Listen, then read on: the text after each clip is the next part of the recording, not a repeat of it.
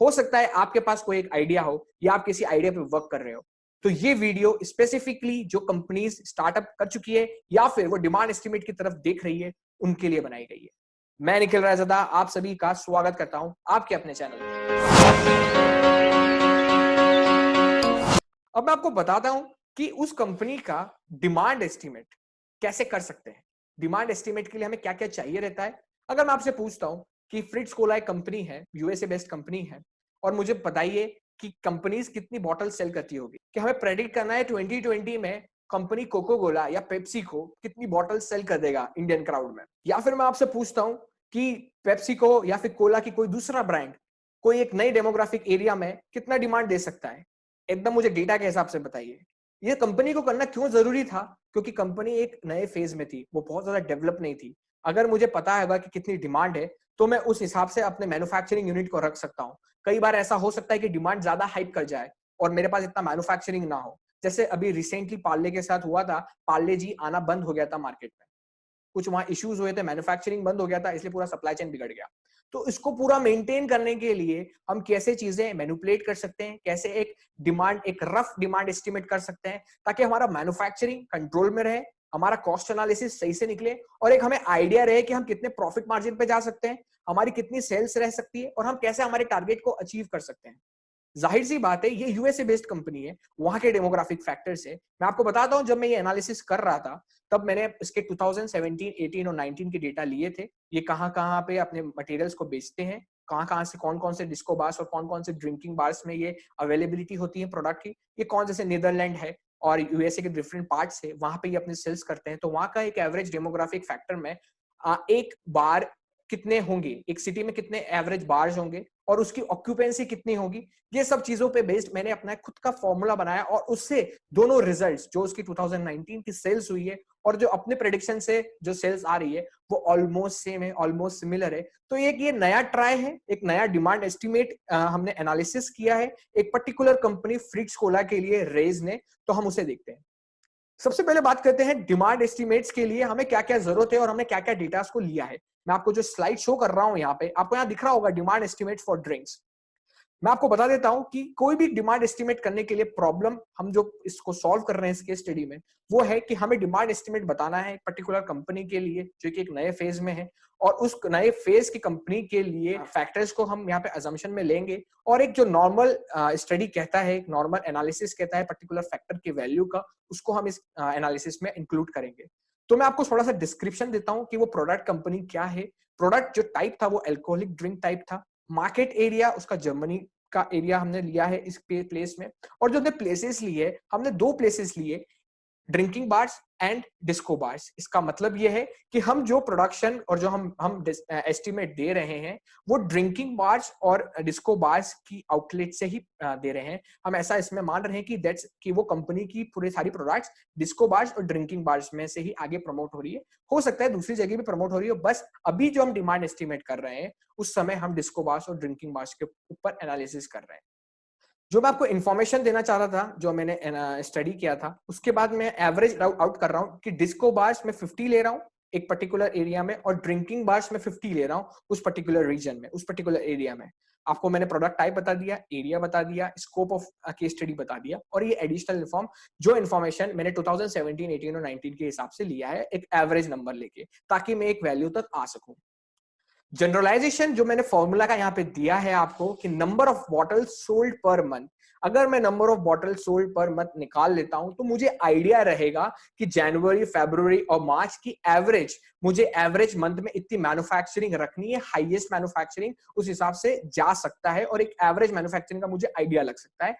और मैं इसमें पैंडेमिक, जो कि अभी कोरोना कोविड का टाइम चल रहा है, ये एक एडिशनल, एक एक्स्ट्रा इन्फ्लुएंशियल फैक्टर है, इसको मैं इस स्टडी में एनालिसिस में नहीं ले रहा हूं। ये 2019 के हिसाब से मैं एनालिसिस करके दे रहा हूं जब नॉर्मल ट्रेंड चलता है मार्केट में।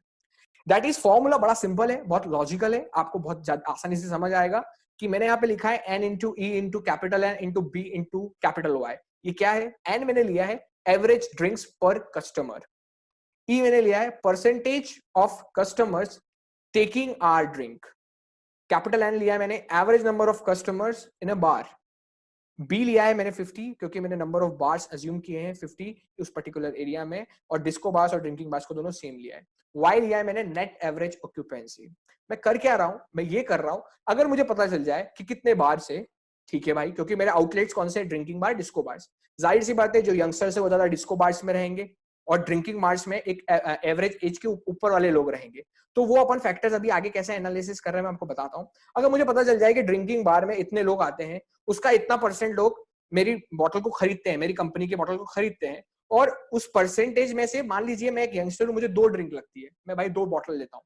तो अगर मुझे ये पता चल जाए, मैं आपसे बोलता हूँ कि आप एक बार है जिसमें 100 लोग आते हैं, 100 लोग में 20 लोग आपकी बॉटल को लेंगे और वो हर जना 2 बॉटल लेगा, तो आप मुझे बता सकते हैं एक दिन में, ये सब मैंने डाटा आपको एक दिन में दिया है, तो कितने दिन में कितनी बॉटल्स जाएगी, आप आराम से बता सकते हैं। इसी जनरलाइजेशन पे मैंने ये डिफरेंट डिफरेंट फैक्टर्स को लेके मैं एक एनालिसिस के एंड तक जाने की कोशिश कर रहा हूँ, और एंड में मैं आपको बताऊंगा कि ये दोनों एनालिसिस के जो आउटपुट आ रहे हैं, वो उसकी जो सेल्स हुई है 2019 की, वो दोनों बराबर निकली।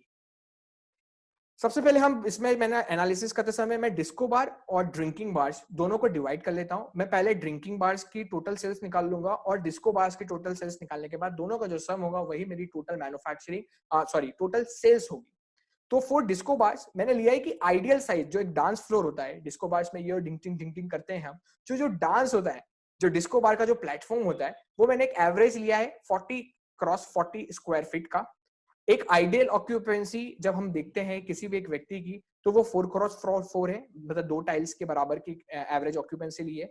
तो मुझे यहां से पता चल गया कि average occupancy of dance floor, जो कि ideal size divided by ideal occupancy है, वो आया है 100% पर डिस्को बार।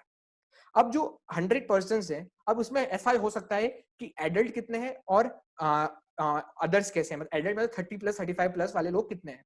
मैं ऐसा आपको इसलिए बोल रहा हूँ क्योंकि एक एडल्ट की ड्रिंकिंग कैपेसिटी हो सकती है 2 बॉटल, बट एक अदर जो अदर्स एज में आ रहे हैं उनकी ड्रिंकिंग कैपेसिटी हो सकती है 1 बॉटल, वो उस टाइप की 1 बॉटल ले। तो मैंने यही लिया है कि एवरेज ड्रिंकिंग बॉटल्स जो एडल्ट्स की है वो 2 बॉटल्स पर पर्सन है, और जो दूसरी ड्रिंकिंग बॉटल्स अदर्स की है वो 1 बॉटल पर पर्सन है। तो जब हम इसका एवरेज रन आउट करते हैं, that is 2 into 0.8 plus 1 into 0.2, that is 1.8 drinks पर पर्सन। मैं यहाँ पे जो ई है, जो कि हमारा कन्वर्जन फैक्टर है, जो मैंने आपको कहा था कि 100 में से 20 लोग आपकी बॉटल खरीद रहे हैं, तो मैं यहाँ पे 30% ले रहा हूँ। लेट्स से 30% है, 100 में से 30 लोग आपकी बॉटल खरीदेंगे, तो मैं उसको ले रहा हूँ कि 0.3 ई की वैल्यू में ले रहा हूँ 0.3। तो अभी तक मैंने क्या क्या निकाल लिया, मैंने कैपिटल एन निकाल लिया कि मेरे वहां पे 100 लोग आ रहे हैं, 100 लोग हैं डिस्को बार में। मेरे पास ई निकाल लिया मैंने कि मेरा ई 0.3 है, मेरा एन जो है वो 1.8 आ गया, और मेरा जो कैपिटल बी है जो कि 50 है ही सही। अब इसमें आपको एक बार्स हम देखते हैं, जो बार्स होते हैं वो फ्राइडे सैटरडे संडे नाइट्स को ज्यादा ऑक्यूपेंसी पे रहते हैं, मंडे ट्यूसडे वेडनेसडे थर्सडे को इतनी ऑक्यूपेंसी पे नहीं रहते हैं, वर्किंग डेज रहते हैं। कुछ बार्स होते हैं जो फ्राइडे सैटरडे संडे को ही ओपन होते हैं, बाकी दिन ओपन नहीं होते हैं। मैं इन ड्रिंकिंग बार्स को 7 डेज फंक्शनिंग मान रहा हूँ इस एनालिसिस करते समय, अजम्पशन लिया है, क्योंकि 1 2 इससे मैक्सिमम आउटपुट निकलेगा। तो मेरी मैन्युफैक्चरिंग करते समय मैं मैक्सिमम से कम प्रोडक्शन, मतलब मैक्सिमम यूनिट तक का प्रोडक्शन का मुझे आइडिया रहेगा, इसलिए मैं अजम्पशन लेके चल रहा हूँ। मंडे ट्यूसडे वेडनेसडे थर्सडे को मेरी ऑक्यूपेंसी कम रहेगी, फ्राइडे सैटरडे संडे को मेरी ऑक्यूपेंसी ज्यादा रहेगी। तो पहले उस पर कैलकुलेट करते हैं, वही हम कैलकुलेशन ऑफ वाई कर रहे हैं। तो मंडे से थर्सडे 4 दिन पे मैंने माना है कि 50% ऑक्यूपेंसी पे आपका बार ऑपरेट हो रहा है, और जो कंट्रीब्यूटिंग फैक्टर होगा 0.5। तो इस हिसाब से आपका फ्राइडे टू संडे, मतलब 4 दिन के हिसाब से 50% है, दैट इज 2 उसका contributing factor. Friday to Sunday 3 दिन आपकी 100% ऑक्यूपेंसी पे बाहर चल रहा है, तो एवरेज आउट करने में मुझे आसानी रहेगी। तो टोटल आपका जो वाई निकल के आ रहा है वो 5 आ गया। अब एक हफ्ते में अगर आपका वाई 5 है एवरेज, तो मैं मान रहा हूँ 30 दिन में 4 हफ्ते आते हैं, तो मैं उसको 4 वीक्स कंसिडर कर रहा हूँ। तो 20 आपका कैपिटल वाई का एवरेज निकल के आ रहा है। मैं आपको फिर समझाता हूँ यहाँ पे कि मैं कोशिश कर रहा हूँ कि मुझे एक हफ्ते का एक एवरेज निकल के आ जाए कि मेरी एवरेज कितने लोगों की ऑक्यूपेंसी आ रही है। उसके लिए मैं एवरेज आउट कर रहा हूँ कि मेरे बार्स की ऑक्यूपेंसी पे ऑपरेट हो रहा है, 50% पे हो रहा है और 100% पे। 50% पे जब होगा, जब मंडे से थर्सडे बार्स कुछ बंद रहेंगे कुछ खुलेंगे, और फ्राइडे सैटरडे संडे को मैं अज्यूम कर रहा हूँ कि सारे बार्स खुलते हैं, जो कि जनरली ट्रेंड होता है, ताकि मैं पूरा वीक का एक एवरेज आउट निकाल सकूं और एक एवरेज नंबर पे आ सकूं। तो उसका कॉन्ट्रीब्यूटिंग फैक्टर आया 20। अब यही काम मैं डिस्को बार्स के लिए जब देख रहा हूं, तो मुझे मेरे पास क्या क्या चीजें पता चल गई। कैपिटल एन 100 था, ई 0.3 था, एन 1.8, कैपिटल बी 50 और कैपिटल वाई 20 फॉर 1 मंथ। तो मैं काउंट कर सकता हूँ कि डिस्को बार्स में कितना आया, that is 1.8 into 0.3 into 100 into 50 into 20, तो 54,000 बॉटल्स पर मंथ मेरे पास निकल के आ गई इससे, 54,000 bottles per month. Same to same analysis हम कर रहे हैं ड्रिंकिंग बार्स के लिए। अब जाहिर सी बात है, ड्रिंकिंग बार्स जो बनते हैं वो थोड़े स्पेशियस बनते हैं, लोग वहां पे थोड़ा गम भुलाने के हिसाब से आते हैं, तो थोड़ा स्पेस रहता है, एक दो लोग रहते हैं, ऑक्यूपेंसी जो रहती है हमारी, जो एक एवरेज पर्सन वहां पे होल्ड करता है, वो ज्यादा रहती है डिस्को में। डिस्को में हम बहुत चिपक के खड़े रहते हैं, बहुत क्लोजली पास में खड़े रहते हैं, तो हमारी ऑक्यूपेंसी स्पेस ऑक्यूपाई करते हैं वो थोड़ी कम रहती है as compare to disco bar, और ड्रिंकिंग बार में थोड़ी कम रहती है डिस्को बार से। तो यहाँ पे मैंने जो लिया है आइडियल ऑक्यूपेंसी को, वो मैंने 8x4 लिया है। तो इससे मेरा जो एवरेज आउट आ रहा है, जो कि आप यहाँ देख सकते हैं, average occupancy of dance floor capital N, that is 50% पर डिस्को बार। यहाँ पे मैं अज्यूम कर रहा हूँ कि अब एक एडल्ट है, वो डिस्को बार जाएगा या ड्रिंकिंग बार जाएगा। जैसे मैं डिस्को बार जाऊंगा अगर मेरे से कोई ऑप्शन देता है तो, और ड्रिंकिंग बार्स में जो मेरी 35-40 प्लस के जो लोग हैं वो वहां पे ज्यादा मुझे मिलेंगे। तो यहाँ पे जो मैं कंट्रीब्यूटिंग फैक्टर ले रहा हूँ कि लेट्स से एडल्ट्स जो है, जो मैंने आपको यहाँ पे दिखाया है कि 50% है, और बाकी जो अदर्स है वो 50% है, तो एक एडल्ट 2 बॉटल लेगा और एक अदर्स वाला 1 बॉटल लेगा। तो इससे मेरा जो एवरेज आउट आया है number of bottles per person, वो आया है 1.5 ड्रिंक्स पर पर्सन। यहाँ पे मैं जो ई का फैक्टर ले रहा हूँ वो 0.3 कंसिडर कर रहा हूँ। तो मेरे पास अभी क्या क्या चीज निकल के आई, कैपिटल एन जो कि 50 आई, आधी आई है जो ऑक्यूपेंसी थी, average occupancy as compare to disco bars. ई जो मेरा आया है वो 0.3 सेम अज्यूम किया है मैंने। एन जो मेरा है 1.8 और कैपिटल बी है मेरा 50। हम इसको आगे लेके जाते हैं, कैलकुलेशन ऑफ कैपिटल वाई, उसका बहुत वैसा का वैसा ही है, Monday to Thursday 50% occupancy, Friday Saturday Sunday 100% occupancy. तो ये एवरेज आउट कर रहा हूँ मैं 20 पे। ये मैंने आपको जो डिमांड एस्टिमेट बताया है, ये एक पर्टिकुलर पैटर्न जो कि इजीएस्ट वे है उस एनालिसिस तक पहुंचने के लिए, कम फैक्टर्स को इंक्लूड करके।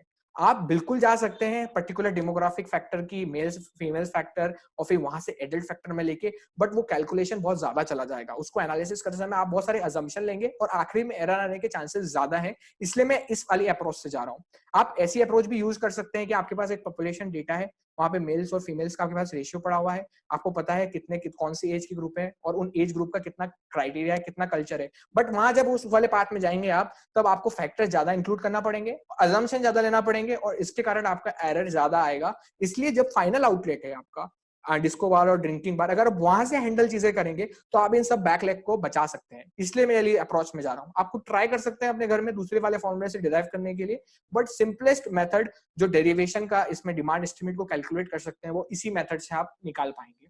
तो यहाँ पे 20 आया। जब हम इसको कैलकुलेट करते हैं तो 22,500 बॉटल्स पर मंथ, और जो कि आना भी चाहिए क्योंकि हमने एडल्ट्स कम कर दिए हैं और हमने एवरेज स्पेस ऑक्यूपेंसी बढ़ाई है, तो नंबर ऑफ पर्सन घटी होगी। तो ये मैंने निकाला आपको कि डिस्को बार्स और ड्रिंकिंग बार्स की total number of bottles per month. मुझे इससे फायदा क्या हो रहा है, अगर मेरी कंपनी है और मुझे पता चल गया कि मेरी डिमांड इतनी है, तो मैं पहले से प्रिपेयर्ड रहूंगा। मेरी मार्केटिंग टीम उस सेल्स को अप्रोच करने के लिए डिफरेंट डिफरेंट टारगेट्स बना सकती है। अगर मुझे पता ही नहीं है मेरा डिमांड कितना हो सकता है, तो मैं अपने कभी टारगेट को अचीव नहीं कर पाऊंगा और मैं लॉस खाना शुरू करूंगा, और इसी कारण से बैकलैश होना शुरू होगा। तो बैकफायर ना हो, इसीलिए मैं प्रॉफिट मार्जिन को मेंटेन करूंगा, उसी चीज को पाथ को फॉलो करते हुए, उसी चीज को टारगेट को अचीव करने के लिए डिफरेंट डिफरेंट टारगेट की और डिफरेंट डिफरेंट स्ट्रैटेजीज की अगर जरूरत पड़ती है, तो मैं उसको अप्लाई करूंगा इस चीज में। ये थोड़ा सा कॉम्प्लिकेटेड लग सकता है आपको इस वीडियो में, क्योंकि ये सारी चीजें हैंड रिटन मटेरियल्स में ज्यादा अच्छी लगती है। अगर आप सही में हैंड रिटन मटेरियल चाहते हैं, तो आप मेरी वेबसाइट पे विजिट कर सकते हैं theRace.com पे। वहां पे मैंने पूरी तरह से इसे समझाया है डिटेल एनालिसिस के हिसाब से। अगर आप किसी कंपनी की कोई प्रॉब्लम स्टेटमेंट में फंसे हुए हैं, तो आप उसे मेरी मेल आईडी पे मेल कर दीजिए। यहाँ जो नीचे वेबसाइट लिखा हुआ आ रहा है, उस पर आप मेल कर सकते हैं, मुझे पर्सनली कमेंट में डाल सकते हैं, मैं आपको नंबर शेयर कर सकता हूँ, आप उस पर भेज सकते हैं। आपके पास कोई कंपनी की कोई चैलेंज फेस कर रहे हैं, आप उसे भी भेज सकते हैं।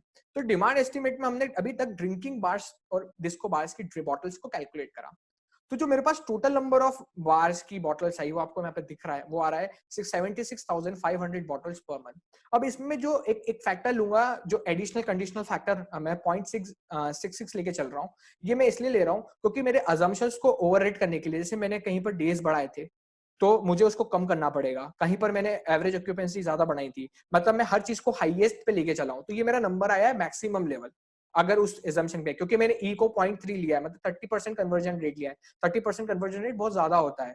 किसी भी चीज के लिए 30% कन्वर्जन इनफैक्ट बहुत सारी टेक्स्ट बुक्स में तो ये बहुत हाईएस्ट सक्सेसफुल बिजनेस रेशियोज में से भी आता है। मतलब आपने 100 लोगों को प्रोडक्ट दिखाया, 30 लोगों ने प्रोडक्ट खरीद लिया, तो आपके 100 लोगों को प्रोडक्ट दिखाने का जो पैसा है वो भी कम लग रहा है और जल्दी कन्वर्ट हो रहा है, तो प्रॉफिट मार्जिन एक्स्ट्रा बन रहा है आपके लिए। तो एक साल में इसके लिए मैंने फैक्टर यूज किया 0.66। तो जब आप इसको मल्टीप्लाई करेंगे तो 51,000 बॉटल्स पर मंथ। अब मैजिक क्या हुआ, ये सब डेटा मैंने 2019 के हिसाब से लिया था डिराइव करते समय। मैंने आपके सामने डिराइव किया है। मैंने सिर्फ ये देखा कि उस सिटी में कितने बार्स ऑपरेट हो रहे हैं जहां पे फ्रीक्स कोला अपने सेल्स को जहां पे अपनी सेल्स को प्रमोट कर रहा है, और मैंने वहां से उसका डिमांड एस्टिमेट कैलकुलेट किया। मैंने कंपनी का डेटा यूज नहीं किया है। मैंने सिर्फ डेमोग्राफिक फैक्टर्स और वहां की पब्लिक को एनालिसिस, उनकी पॉपुलेशन को एनालिसिस और वहां के डिस्को का कल्चर देख के ये चीज एनालिसिस करी है। इसमें मैंने 7 दिन कंसिडर किए, इसलिए मैं यहाँ पे एवरेज फैक्टर भी दे रहा हूँ। बट मैजिक क्या है कि 51,000 बॉटल्स पर मंथ आई, जब आप इसको 12 से मल्टीप्लाई करेंगे तो near about 7.2 lakh bottles per year मिलेगा। और मैं आपको इसमें सरप्राइजिंग एक इवेंट बात बताता हूँ जो कि डिमांड एस्टिमेट का एग्जैक्ट बता सकता है कि ये ऑलमोस्ट इक्वल है इसकी हाई डिमांड जो सेल हुई थी। ये मैंने सर्च किया था फ्रिट्स कोला सेल्स कितनी हुई है, गूगल सर्च पे आप भी कर सकते हैं, और आप जैसे इसको सर्च करेंगे आपको पता चलेगा कि इसकी 71 मिलियन ग्लास बोटल्स सेल हुई है, दैट इज 7.1 लाख। तो मैंने मैक्सिमम पे हैंडल किया और ये ऑलमोस्ट सेम है। तो ये एक आइडिया दे सकती है किसी भी कंपनी को, और ये एक बात बताती है कि बिजनेस डेवलपमेंट और बिजनेस एनालिसिस दोनों मेंटेन करके चलना चाहिए। बिजनेस एनालिसिस से हमें पता चलता है कि हमें टारगेट क्या अचीव करना है। बिजनेस डेवलपमेंट करते समय हमें ये चीज पता होती है कि हम इस चीज को कैसे अचीव कर सकते हैं, हमें अपनी स्ट्रैटेजीज कैसे चेंज करनी है, हम किस किस चीजों को चेंज करके ये सब चीज को सॉर्ट कर सकते हैं। इसलिए मैंने आपको पहले स्टार्टिंग में बताया था कि मार्केटिंग के 4 पीस कितने इंपॉर्टेंट है। वो कंपनी को डेवलप करते हैं, बनाते हैं, बिल्ड करते हैं, और एनालिसिस करने से हम उसको ट्रैक रख सकते हैं। तो ये 7.1 लाख जो बॉटल सेल्स हुई थी, ये फ्रिट्स कोला का एक प्लस पॉइंट था, और ये थर्ड हाईएस्ट सेलिंग निकली थी। तो आप भी अगर अपनी कोई कंपनी में काम कर रहे हैं या फिर अभी कोई स्टार्टअप में काम कर रहे हैं, तो एक बार डिमांड एस्टिमेट करके देखिए और मार्केटिंग कैसे इन्फ्लुएंस हो सकती है। अगर आपको लगता है कि इसमें आपको एक एनालिसिस की जरूरत है, तो आप हमारी मेल आईडी पे therace.com पे विजिट कर सकते हैं और हम आपकी कंपनी की प्रॉब्लम स्टेटमेंट के लिए एनालिसिस दे सकते हैं। और ऐसा बिल्कुल मत सोचिए कि एक आपकी छोटी शॉप है या फिर एक आपका मल्टीनेशनल बिजनेस है, कोई भी चीज छोटी या बड़ी नहीं होती है। हमारी कोशिश उस छोटी चीज को बड़ा बना देती है और हमारी ना कोशिश बड़ी चीज को छोटा बना सकती है। तो अगर आपकी छोटी सी कंपनी भी हो, छोटी सी शॉप भी हो, मैं आपको एक फैक्ट की तरह बात बता देता हूं, इन्होंने 5 साल तक अपना ऑफिस सेट नहीं किया कॉस्ट बचाने के लिए। तो अगर आप एक छोटी सी कंपनी भी स्टार्ट कर रहे हैं, छोटा सा स्टार्टअप भी काम कर रहे हैं, आइडिया है, और अगर आपको लगता है कि किसकी क्या रीच हो सकती है, कितना डिमांड हो सकता है, कैसे क्रिएट कर सकते हैं, कैसे हमारा सप्लाई चेन बना सकते हैं, कहाँ प्रॉब्लम आ सकती है, तो पुट कर दीजिए मेल पर या फिर कमेंट बॉक्स में लिख दीजिए। अगर ये वीडियो आपको अच्छी लगी हो, मेरे एफर्ट्स पसंद आ रहे हो और मेरा डेटा एनालिसिस आपको अच्छा लग रहा हो, तो इस वीडियो को शेयर करें, लोगों तक पहुंचाएं और कोशिश करते हैं कुछ अच्छा बनाने के लिए। मैं निखिल रायज़ादा आप सभी से विदा लेता हूँ।